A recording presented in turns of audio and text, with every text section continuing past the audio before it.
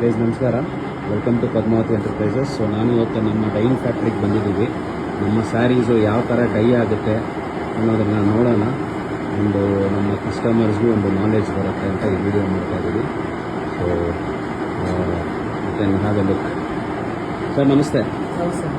So sir, ನಾನು ನಮ್ಮ ಕಸ್ಟಮರ್ಸ್ಗೆ ಒಂದು ನಾಲೆಡ್ಜ್ ಯಾವ ಥರ ಡೈ ಆಗುತ್ತೆ ಅನ್ನೋದು ಒಂದು ನಾಲೆಡ್ಜ್ ಕೊಡಬೇಕು. ಸೊ ನನಗೊಂಚೂರು ಎಕ್ಸ್ಪ್ಲೈನ್ ಮಾಡಬೇಕು ಈಗ. ಸೊ ಇದೆಲ್ಲ ಕೋರಾ ಫ್ಯಾಬ್ರಿಕ್ ಅಲ್ಲ ಸರ್? ಇದು ಕೋರಾ. ಇದು ಬಂದ್ಮೇಲೆ ಅಂಗಡಿಯಿಂದ ಇದು ಕೋರಾ. ಇದು అనేది ಅರ್ಧ ಅವರು ಬಿಸಿ ನೀರಲ್ಲಿ ಬೇಯಿಸ್ಬಿಟ್ಟು ಸೋಡಾ ಹೈಡ್ರೋಸ್ ಹಾಕಿ ಚೆನ್ನಾಗಿ ಅರ್ಧ ಅವರ್ ಆದ್ಮೇಲೆ ಡ್ರೈಯಿಂಗ್ ಎಲ್ಲ ಹಾಕ್ಬೇಕು.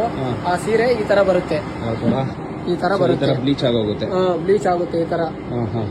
ಬ್ಲೀಚ್ ಆದ್ಮೇಲೆ ಇದೆಲ್ಲ ಡಿಸೈನ್ಸ್ ಮಾಡಿ ನೀವು ಏನೇನ್ ಕಲರ್ ಕೊಟ್ಟಿದ್ದೀರಾ ಆರ್ಡ್ರು ಅದೆಲ್ಲ ಕಲರ್ಗೆ ಹಾಕೊಂಡು ಆಮೇಲೆ ಬಾಡಿ ಕಲರ್ ಮಾಡ್ತೀವಿ. Okay okay.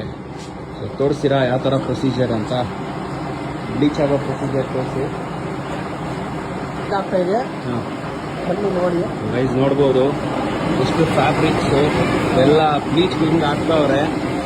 ಇದು ಒಂದು 100 ಡಿಗ್ರಿ ಸೆಲ್ಸಿಯಸ್ ಬಾಯ್ಲಿಂಗ್ ವಾಟ್ರಲ್ಲಿ ಬ್ಲೀಚ್ ಆಗ್ತಾ ಇರುತ್ತೆ. ಈ ಥರ ಫ್ಯಾಬ್ರಿಕ್ನ ಜಸ್ಟ್ ಡಿಪ್ ಮಾಡ್ತಾರೆ ಬಿಸಿ ಬಿಸಿ ಕುದಿಯೋ ನೀರಲ್ಲಿ.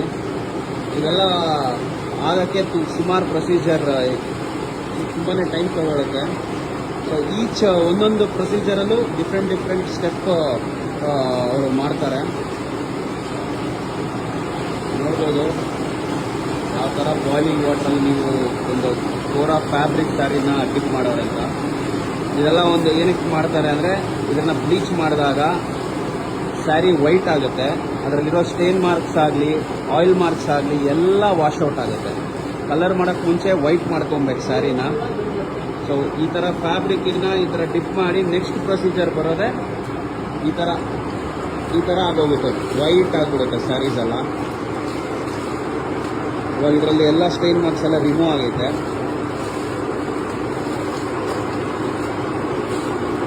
ನೆಕ್ಸ್ಟ್ ಬಂದು ಡ್ರೈಯಿಂಗ್ ಅಂತ. ಈ ಥರ ವಾಷಿಂಗ್ ಮಿಷಿನಲ್ಲಿ ಡ್ರೈಯಿಂಗ್ ಹಾಕ್ತಾರೆ. ಸೀರೆ ಫುಲ್ ಡ್ರೈ ಆಗ್ತಾ ಇರುತ್ತೆ. ಈ ವೈಟ್ ಸ್ಯಾರೀಸ್ಗೆ ಕಲರ್ ಮಾಡಿ ಇದನ್ನು ಮತ್ತೆ ಡ್ರೈ ಮಾಡ್ತಾರೆ. ಸನ್ಲೈಟಲ್ಲಿ ಡ್ರೈ ಮಾಡ್ತಾರೆ, ಕೆಲವೊಬ್ರು ಫ್ಯಾನಲ್ಲೂ ಡ್ರೈ ಮಾಡ್ತಾರೆ. ಸೊ ಅದಾದ ತಕ್ಷಣ ಡೆಲಿವರ್ ಟು ಹಸ್. ಅದಾಗಿ ನೆಕ್ಸ್ಟ್ ಪಾಲಿಶ್ಗೆ ಹೋಗುತ್ತೆ. ಪಾಲಿಶ್ ಆಗಿ ಕಸ್ಟಮರ್ಸ್ಗೆ ಡೆಲಿವರಿ ಆಗುತ್ತೆ. So this is the procedure of Mysuru silk sari ಯಾವ ಥರ ರೆಡಿಯಾಗಿ ಡೈ ಆಗಿ ಬರುತ್ತೆ ಅನ್ನೋದು ನಾನು ನಿಮಗೆ ಈ ವಿಡಿಯೋಲಿ ತೋರಿಸ್ಕೊಟ್ಟಿದ್ದೀನಿ. Thank you.